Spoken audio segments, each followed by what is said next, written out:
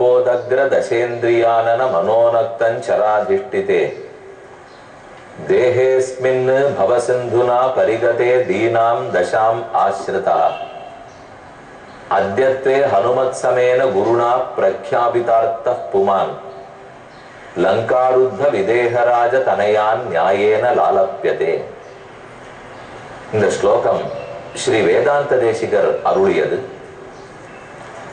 ஹனுமானை பற்றி அவரையே ஆச்சாரியனாக கொண்டாடி வேதாந்த தேசிகன் இந்த ஸ்லோகத்தில் உருவகப்படுத்துகிறார். சீதைக்கும் ராமன் இருக்கும் இடம், ராமனுக்கும் சீதை இருக்கும் இடம் தெரியாது. இருவரும் ஒருத்தர் ஒருத்தரை நினைத்து துக்கப்பட்டு கொண்டிருக்கிறார்கள். அப்போது ராமனின் அருளால் அவரால் ஏவப்பட்டு ஆஞ்சநேயர் சீதையை கண்டார், மோதிரத்தை கொடுத்தார், அவரிடத்தில் சூடாமணியை பெற்றார். இப்படி சீதைக்கும் ராமனுக்கும் ஒரு பாலமாக இருந்து இருவருக்கும் ஒருவரை ஒருவர் அறிவித்தது ஹனுமான் செய்த திருப்பணி. அதே போல ஒரு ஜீவாத்மா சிஷ்யன் சீடன், மற்றொரு ஜீவாத்மா ஆச்சாரியன். ஆசான் என்னும் குருவுக்கும் சீடனுக்கும் எவ்வளவு நெருங்கின தொடர்பு! அந்த தொடர்புதான் நம்மை பெருமானிடத்திலேயே அழைத்து செல்லுகிறது. ஒரு ஜீவாத்மா பரமாத்மாவை அடைய வேண்டும். ஆனால் இருவரும் விலகி இருக்கிறார்கள். ஜீவன் பக்தனாக மறுக்கிறான். அவனை பக்தன் ஆக்க வேண்டும், பரமாத்மாவிடத்தை பற்றி சொல்ல வேண்டும், அவனிடத்தில் கொண்டு சேர்க்க வேண்டும். இதைத்தான் பாலமாக இருந்து ஒரு ஆச்சாரியன் செய்கிறார். அதனால் தான் ஹனுமானையே ஆச்சாரியன் என்று வேதாந்த தேசிகன் சாதித்தார். அந்த ஆச்சாரியனான வேதாந்த தேசிகனையும் அவருடைய ஆச்சாரியனுக்கே ஆச்சாரியனாக இருந்த நடாதூர் அம்மாள் என்னும் மகாச்சாரியரையும் அனைவரையும் ஒரு சேர இன்று நாம் சேவிக்க போகிறோம். சென்னை பட்டணத்தில் பிரசித்தமாக பிராட்வே என்னும் பழைய காலத்திலிருந்து சொல்லப்பட்டு வந்த தெரு இன்று பிரகாசம் சாலை. அந்த சாலையில் இருக்கும் வீர ஆஞ்சநேய சுவாமி சன்னதி சுமார் 200 ஆண்டுகளுக்கு மேற்பட்டு இந்த சன்னதி இங்கே விளங்கி வருகிறது. சமீபத்தில் 2013ஆவது ஆண்டு சம்பிரோக்ஷணம், அதாவது கும்பாபிஷேகம் நடைபெற்று அனைத்து சன்னதிகளும் செப்பனிடப்பட்டு ரொம்ப ஆச்சரியமாக காட்சி அளிக்கிறது. இந்த திருக்கோயிலில் பிரதானமாய் ஸ்ரீதேவி பூதேவி நாச்சியாரோட, பெருந்தேவி தாயாரோட வரதராஜ பெருமாள், காஞ்சி தேவராஜ பெருமாள் எழுந்துருளி உள்ளார். மற்றொரு சன்னதி அந்த காஞ்சிபுரத்திலேயே இருந்த நடாதூர் அம்மாள் வாத்ஸ்ய வரதாச்சாரிய சுவாமி. அவர் தன்னுடைய திருமடியில் வேதாந்த தேசிகனை அமர்த்தி கொண்டு எழுந்துருளி உள்ளார். ஆனா பிரசித்தி என்ன தெரியுமோ? வரதராஜ பெருமாள் கோயில்னு பேர் இல்லை, பேர் வீர ஆஞ்சநேயர் கோவில். வெகு நாட்களாக இப்படித்தான் அந்த இடத்திலேயே பிரசித்தி. அது எப்படி உமக்கு தெரியும்? அந்த இடத்தில் பிரசித்தின்னு அங்க இருக்கிறவர்கள் கூறினார்களா, கோயிலார்கள் சொன்னார்களானால் அநேகமா அடிய எத்தனை கோவிலுக்கு கிட்டத்தட்ட 120 கோவில் போட்டோம் இல்லையா? அந்த எல்லா கோயில்களிலையும் போய் போய் நம்ம கேட்டுப்போம். அர்ச்சகரிடத்திலே, உள்ளூர்கார இடத்திலே கேட்டு தான் இது இன்ன சன்னதி, இது இன்ன பெருமையாம் அப்படின்னு உங்கள்கிட்ட போய் சொல்லிட்டு இருக்கேன். இது எல்லா கோவிலும் அடியனுக்கு தெரியாது. ஆனால் இந்த பிராட்வேக்கு பக்கத்துலதான் நாங்க ரொம்ப வருஷமாக இருந்தோம். அடியனுடைய தகப்பனார் பிறந்ததும் சரி, அடியன் வளர்ந்ததும் சரி, எல்லாமே இந்த பிராந்தத்தில். அந்த நாள்ல தம்புச்செடி தெருன்னு பேரு, அந்த இடத்துலதான் ரொம்ப வருஷமா இருந்தோம். அதனால இந்த கோயிலை பத்தி இந்த தெருவிலே இருக்கிற பள்ளியில படித்தபடியால் பழைய நாள்ல இருந்தே தெரியும். வீர ஆஞ்சநேயர் திருக்கோவில், அதான் அன்றிலிருந்து இன்ன வரைக்கும் திருநாமம். அப்படித்தான் எல்லாருக்குமே இந்த இடத்தை பத்தி தெரியும். ரொம்ப ஜனசந்தடி நெருக்கமான இடம். அங்குதான் இந்த சுவாமிகளை இப்ப தரிசிக்க போகிறோம். முதலில் இதோ நடாதூர் அம்மாள் தன்னுடைய திருமடியில் வேதாந்த தேசிகனை அமர்த்தி கொண்டு எழுந்துள்ளி இருக்கிறார். இது ஒரு ஆச்சரியமான கதை. ராமானுஜர் வாழ்ந்திருந்த காலம் சுமார் 1000 ஆண்டுகளுக்கு முன்னால். அவர் காலத்தில் எங்களாழ்வான் என்று பெயர், பட்டப்பெயர். அவருக்கு விஷ்ணு சித்தர் என்று திருநாமம்.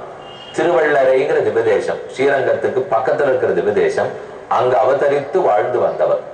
அந்த எங்களாழ்வானுக்கு சீடனாக காஞ்சிபுரத்திலே பிறந்த வாத்ஸ்ய வரதாச்சாரிய சுவாமி அவர் வந்து சேர்ந்தார். எங்களாழ்வான்னு சொல்லப்படுற விட்டு சித்திர இடத்துலதான் ராமானுஜர் எழுதின ஸ்ரீபாஷ்யத்தினுடைய அர்த்தங்களை எல்லாம் கற்று தேர்ந்தார். பின்னால் அவரே ஸ்ரீபாஷ்ய சிம்ஹாசனாதிபதியாக இருந்து எல்லாருக்கும் உபதேசித்து கொண்டு வந்தார். அந்த நடாதூர் அம்மாள்னு ஏன் பேர் வந்தது? அவர் ஆண் பிள்ளை தானே, அவர் வாத்ஸ்ய வரதன் தானே, அவருக்கே அம்மாள்ங்கிற பேர் வந்தது. காஞ்சி தேவ பெருமாளுக்கு தினப்படி அவர் பால் காய்ச்சி சமர்ப்பிப்பறான். அந்த பால் எப்படி காய்ச்சுவரான்? ஒரு அம்மா தன் குழந்தைக்கு உதட்டுக்கு சுட்டுடாம எப்படி பார்த்து பார்த்து கொடுப்படும் அதை போல அவர் கொடுப்பறான். தேவ பெருமாளுக்கு ஆறு கொடுக்க போறா? நம்ம வீட்டுல இருக்கிற பெருமாளுக்கோ கோவில் பெருமாளுக்கோ பக்குவமா இருக்கா, வெந்நீர் சுடலையா, பால் சரியான கொதி நிலையில இருக்கா, சாதம் சரியா வெந்திருக்கா, இப்படி எல்லாம் பார்த்தா பெருமாளுக்கு கொண்டு போய் நைவேத்தியம் பண்றோம். அடுப்புல கொதிச்சுன்னு இருக்கிறச்சு அப்படியே கொண்டு வைக்கிறோம், ஆறி போன அப்புறமும் கொண்டு போய் வைக்கிறோம். நாமளே எப்படியெல்லாம் சாப்பிட மாட்டோமோ அப்படியெல்லாம் கொண்டு போய் வைக்கிறோம். இருக்கக்கூடாது. அவரிடத்தில் பரிவு இருக்க வேண்டுமே. அந்த பரிவு இந்த சுவாமிக்கு இருந்தபடியால் காஞ்சி தேவராஜன் இவரை பார்த்து நமக்கு நீர் அம்மாள் அப்படின்னு சொல்லியிருக்கார். தனக்கு அம்மான்னு கூப்பிட்டு இருக்கார். அதனாலதான் இவருக்கு நடாதூர் அம்மாள்ங்கிற பேர் வந்தது. இவரிடத்தில் கிடாம்பி அப்புள்ளார் என்பவர் பல அர்த்தங்களையும் கேட்டு வந்தார். அவருக்கு இவர் சீடராக இருந்தார். கிடாம்பி அப்புள்ளாருடைய மருமகனார் தான் வேதாந்த தேசிகன். வேதாந்த தேசிகனை அழைத்து கொண்டு இந்த பெரியவருடைய காலக்ஷேபத்துல போய் உட்காருவார். அவரிடத்துல எல்லா அர்த்தங்கள் எல்லாம் கேட்பார். அப்ப ஒரு சமயத்தில் என்ன தேஜஸ், நாளைக்கு இவர் பெரிய ஆச்சாரியனாக வரப்போகிறார் என்று நடாதூர் அம்மாள் வேதாந்த தேசிகனை அனுகிரகித்தார். அந்த சரித்திரத்தை நினைவு கூறும் வகையில் தான் இந்த இடத்திலே வேதாந்த தேசிகனை மடியிலே அமர்த்தி கொண்டு நடாதூர் அம்மாள் எழுந்தருளி உள்ளார். ரொம்ப ஆச்சரியமான கதை. அம்மாளுக்கும் தனி சிறப்பு, மடியில் இருக்கும் வேதாந்த தேசிகனுக்கும் ஆச்சரியமான சிறப்பு. அவர்களை இங்க சேவிச்சுட்டோம். இந்த திருக்கோயிலுக்கு முக்கியம்னு சொன்னாலே ஆஞ்சநேய சுவாமி. ஆனா அந்த ஆஞ்சநேயர் முக்கியங்கிறத யார் வாயிலாக தெரிஞ்சிட்டோம்? இப்ப கொஞ்ச நாள் முன்னாடி ஒரு ஸ்லோகம் சொன்னனே, வேதாந்த தேசிகன் தான் ஹனுமானை ஆச்சாரியன், அவர் ஸ்தானம்ங்கிறத கொண்டாடி இருக்கார். அடுத்த நாள் சந்திக்கும் போது வரதராஜ பெருமாளையும் மேற்கொண்ட ஆஞ்சநேயரையும் சேவிப்போம். தற்போது அடுத்த சர்க்கம். இப்ப நாம பார்த்துட்டு இருக்கிறது 58வது சர்க்கம். இதில் சம்பாதி பேசுகிறார். அங்கதன் கேட்டான், அதற்கு சம்பாதி பதில் சொல்றார். நான் தான் பார்த்தேன், ஆகாய மார்க்கத்தில் ஒரு அரக்கன் சீதையை தூக்கி போனான், எங்களால பார்க்க முடியும், 100 யோஜனை தள்ளி இருந்தாலும் லங்கையில் அவள் இருக்கிறாள்ங்கிறத தெளிவாக கூறுவேன். ராவணாந்த புரே ருத்தா ராட்சசீபி சுரக்ஷிதா ஜனகஸ்ய ஆத்மஜாம் ராஜ்யா தஸ்யாம் திரக்ஷத மைதிலீன். ஜனகனுடைய பெண்ணான மைதிலி 700 ராட்சசிகளாலே சூழப்பட்டு சிறை வைக்கப்பட்டிருக்கிறாள். இப்ப சொல்றேன், என்னுடைய ஞானத்தால சொல்றேன், எனக்கு சிறகுடிந்து போயிட்டாலும் பறக்கிறதுக்கு சக்தி இல்லாட்டாலும் கண்ணில் இருக்கிற கூர்மை எனக்கு இன்னும் போகவில்லை. நாங்கள்லாம் எவ்வளவு உயரத்துல பறக்கிறவா தெரியுமோ? ஆகாயத்தை 7 மார்க்கமாக சம்பாதி பிரித்து கொள்ளுகிறார். கீழே இந்த உயரம், அதுக்கு மேல உயரம், அதுக்கு மேல உயரம், அதுக்கு மேல உயரம் என்று வெகு உயர்வு வரை கூப்பிடுகிறார். ஆத்ய பந்தாக குலிங்கானாம் ஏச்சான்னே தானிய ஜீவினா. கீழே இருக்கிற நெல்லு மணிகளை சாப்பிட்டு வாழறதே ஊர்க்குருவி. ஊர்க்குருவிகளுக்கெல்லாம் முதல் நிலை, அவ்வளவுதான் அதுகளால பறக்க முடியும். 2 திதியோ பலிபோஜானாம் ஏச்ச விருட்சபலாசனாக. அடுத்து மரத்தில் இருக்கிற பழத்தை சாப்பிடுறது, இல்லது பலி கொடுத்தா சாப்பிடக்கூடிய காக்கை முதலான பறவைகள், இதுக்கெல்லாம் 2வது நிலை. பாசாஸ் திருத்தீயம் கச்சந்தி கிரௌஞ்சாச்ச குரரை சக. கிரௌஞ்ச பறவை, குரரி, இதுகளோட பாசங்கிற பறவை, இதெல்லாம் 3வது நிலையில பறக்கும். 4வது நிலை சேனம்னு சொல்லும் பருந்து பறக்கும். அதுக்கப்புறம் 5வது நிலை பாசாஸ் திருத்தீயம் கச்சந்தி கிரௌஞ்சாச்ச குரரை சக சேனாச்சதுர்த்தம் கச்சந்தி. 4வது நிலையில் பருந்து பறக்கும். கிருத்ரா கச்சந்தி பஞ்சமம். 5வது உயரத்தில் கழுகுகள் பறக்கும். பல வீரியோபபன்னானாம் ரூப யௌவனசாலினாம் ஷஷ்டஸ்து பந்தா ஹம்சானாம். ஹம்சப்பறவை அன்னப்பறவைகள் எல்லாம் 6வது நிலை உயரத்தில் பறக்கும். கடைசியா வைனத்தேயன் வினதாசுதன்னு சொல்லப்படுற கருடன், அவர்களுக்கு மிக உயரம், அவர்கள் தான் 7வது நிலையில் பறப்பார்கள். நாங்கள் எல்லாம் அந்த வைனத்தேயர்களுடைய இனம். ஆகவே வைனத்தேயாச்சனோ ஜன்ம சர்வேஷாம் வானரஷபா இஹஸ்தோகம். நான் இங்கிருந்து கொண்டே பிரபஷ்யாமி ராவணம் ஜானகியின் ததா. ராவணனையும் ஜானகியும் இங்கிருந்து கொண்டே பார்க்கிறேன். அஸ்மாக்கம் அப்படி சௌபர்ணம் திவ்யம் சக்ஷுர்பலம் ததா.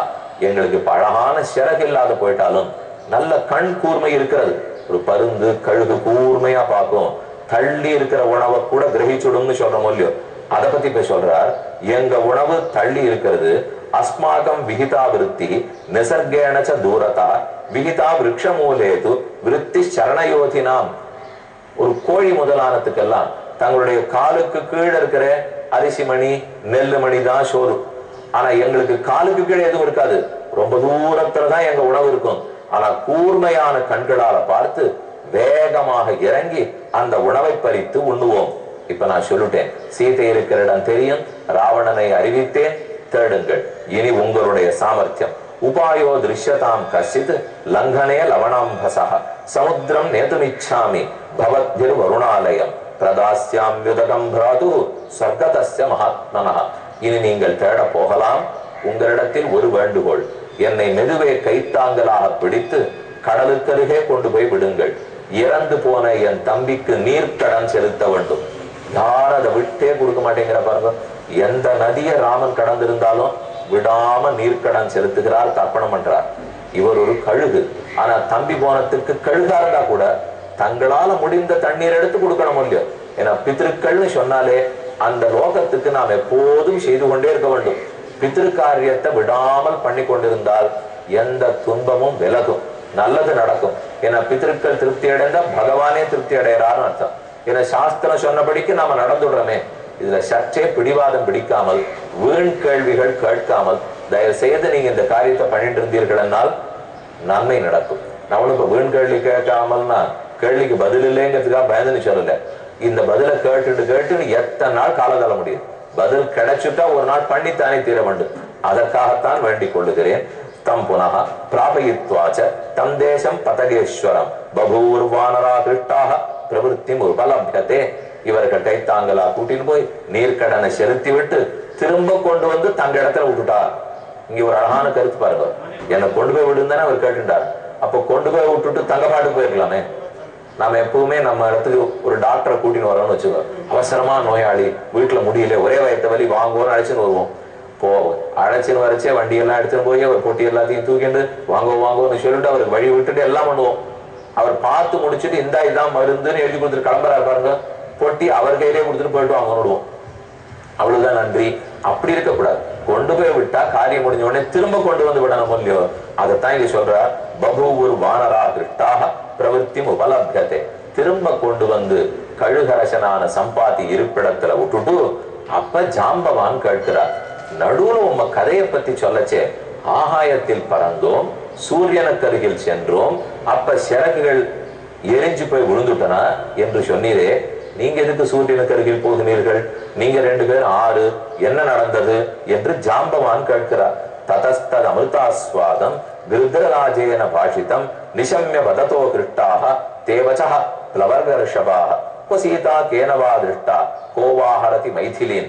நீர் இங்கிருந்தீரே, சீதையைத்தானா பார்த்தீர்? யார் மைத்திரியை தூக்கி கொண்டு போனார்கள்? ததாக்கியாது பவான் சர்வம் கதிர்பவ வனௌகசாம். நாங்க காட்டுல வாழறவர்கள், ஏமாத்தக்கூடாது. எங்க இடத்துல நீங்க உண்மையை சொல்ல வேண்டும். அவர் பதில் சொல்றார்.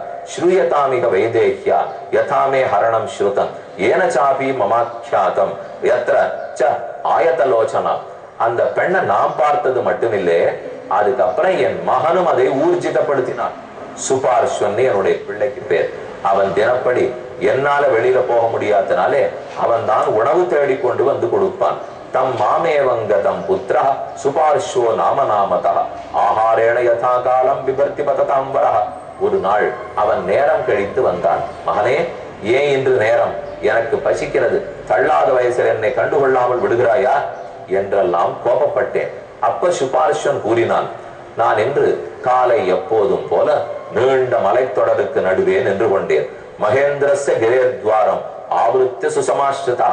மகேந்திரகிரியினுடைய வாசலை அடைத்து கொண்டு தடுத்து நின்று யாரும் போக மாட்டாமல் உமக்காக இறை தேடி கொண்டிருந்தேன். அப்ப ரொம்ப வேகமாக ஒரு தேர் பறந்து வந்தது. அதில் அரக்கன் இருந்தான், ஒரு பெண் கொடி இருந்தாள். அதை பார்த்து கொண்டே நின்றேன். இவர்களையே பிடித்து போய் நம் தந்தைக்கு உணவாக கொடுக்கலாம் என்று நினைத்தேன். ஆனா நடந்தது வேறே. கேட்போம்.